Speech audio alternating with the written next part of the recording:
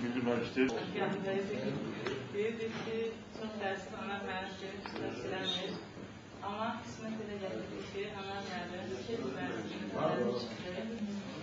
Və mən istəyərdim ki, ana müəllim birisi kəlmə Əzzət xanım. Nəfəsimi dərəm. Onda razı buyurun. Təşəkkür edirəm. Mən dedi ki, mümkün deyil. Əzzət xanım bu sınaqda deməmək, danışmamaq. Çünki siz bizim ədəbiyyatımızın anasısınız. Ana yazıçımız, ana bəstəçimiz ki, bizim böyük qüdrətli sənətkarımız burada əyləşir. Mən sizin ürəyinizi, sizin bugünkü ruhunuzun vəziyyətini sarı simə bənzədərdim bu günləri. Çünki sarı sim ən həssas simdir çalğı alətində, simli alətlərdə. Nə olursa olsun sarı sim mütləq əks-səda verir və o dərdi, o kədəri, o avazı, o səsi mütləq mənada əks edir. Siz də cəmiyyətimizdə baş verən bütün hadisələrə mütləq mənada öz reaksiyonuzu ilkin bildirən yazıçılarımızdansınız, bəlkə də ilk yazıçımızsınız. Və mən çox kədərlənirəm ki, bu günləri bizim yazıçılarımız, bizim şairlərimiz, cavanlarından tutmuş ağsaqqalına qədər əsl yazıçılardan, əsli şairlərdən mən danışıram. Cəmiyyətimizdə baş verən hadisələrə çox passiv mövqedə dayanıblar, reaksiya vermirlər. Bu olduqca məni ağrıdır. Bir Azərbaycanlı kimi birinci növbədə, bir vətəndaş kimi, bir hərbçi kimi, varınızsa indi o söz deməyə utanıram, bir şair kimi məni çox kədərləndirir. Nələr demirlər bizim ədəbiyyatımızın ünvanına bu günləri? Nələr yazmırlar bizim şairlərimiz? Bağışlayın, mən üzr istəyirəm. Anar bəydən, ana bəni bağışlanın, sizin adınızı deyirəm. Anar başda olmaqla. Uzana gedirəm, bircə bugünkü qəzetdən, jurnalistin adını da oxumaq demək çətindir. Anomaliya adında bir yazı var, Zamin Hacı, bilirsiniz, belə bir yazışı var. Nə yazır? Əzzət xanım, nə xalqımız var, nə də yazıçımız. Nə xalqımız var, nə də yazıçımız. Bəs, yox, məsələ demədə deyil, Qabı müəllim. Bunlara cavab vermək lazımdır. Mən deyirəm ki, bunlara cavab vermək lazımdır. Mən hesab edirəm ki, bunlara cavab verilmir. Bu günləri bizim ədəbiyyatımızın əsas korpusu, zabit korpusu, general korpusu, admiral korpusu susur.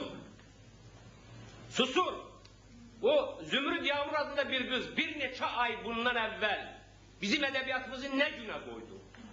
Mən ona cavab yazdım. Zamanı və məkanı dəyişik salanda ədəbiyyatımız mənəvi atəşgahımız.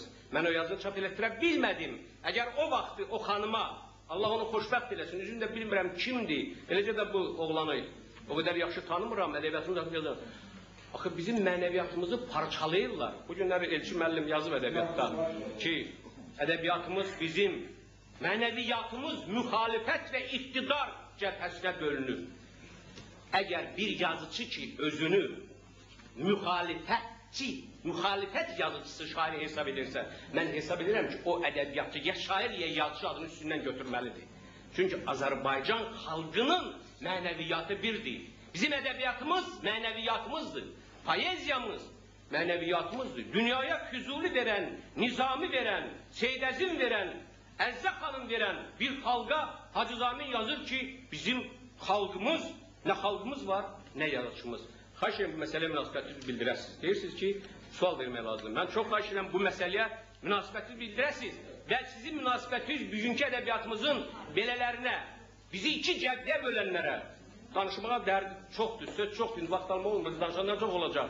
Və bu sizin bəyanatınız, bizim həqiqi ədəbiyyatımızın, böyük ədəbiyyatımızın, ana ədəbiyyatımızın bəyanatı olsun. Mən arzu edirəm sizin bu cavabınız belə yazıçılara. Məsələ bundadır ki, o xanım ədəbiyyatı oxumadığı kimi, siz də verilən cavabları oxumamısınız. Məsələn, mən həmin o biabırçı impuls qəzetində 2 nömrəsində cavab vermişəm 1. Faktor qəzetində cavab vermişəm 2. Televiziya ilə böyük bir veriliş, təəssüf ki, o gündüzə düşdü. Birinci nümayişi indi növbəti həftədə verilib orada cevab vermişim. Mən soruşuram, siz kimsiniz? Siz hansı ədəbiyyat yetişdiribsiniz? Hansı məktəbdən gəlmişsiniz?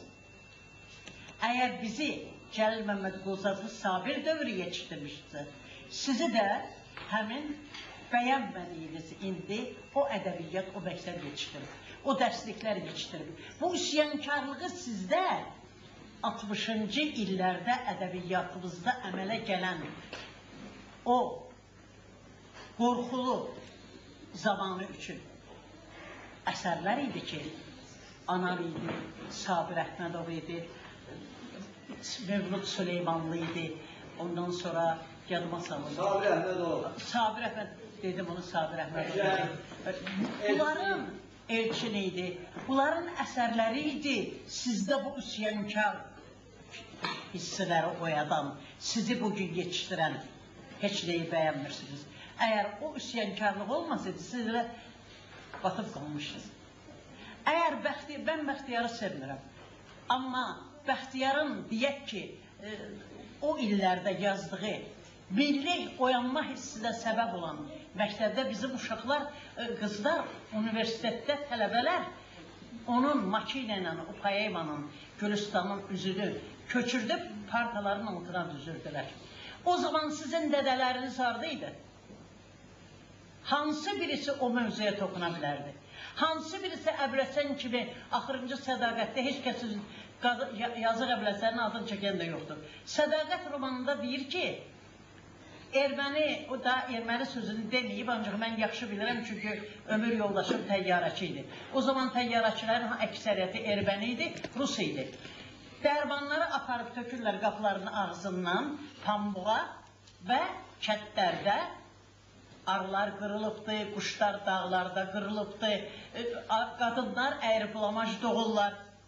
Biz gedib Ülgüclü kəndindən, onda mən Qadınlar Şurasındaydım.